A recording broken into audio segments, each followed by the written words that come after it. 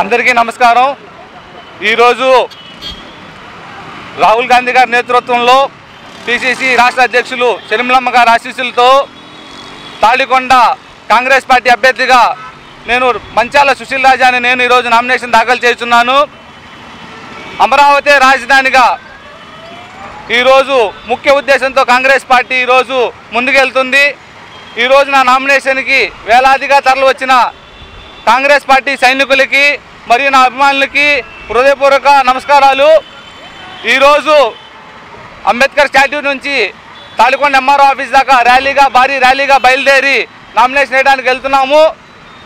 మీ అందరికీ ఒకటే మనవి, ఈరోజు రాష్ట్రంలో ఏదైనా చేయగలుగుతుందంటే అది కేవలం కాంగ్రెస్ పార్టీ అని మీ అందరికీ మనవి చేసుకుంటూ నా యొక్క నామినేషన్ మీరు అందరూ బలపరిచి అదేవిధంగా మీ అమూల్యమైన ఓటును నాకు వేసి నన్ను గెలిపించి కాంగ్రెస్ పార్టీని గెలిపించాల్సిందిగా కోరుతున్నాం।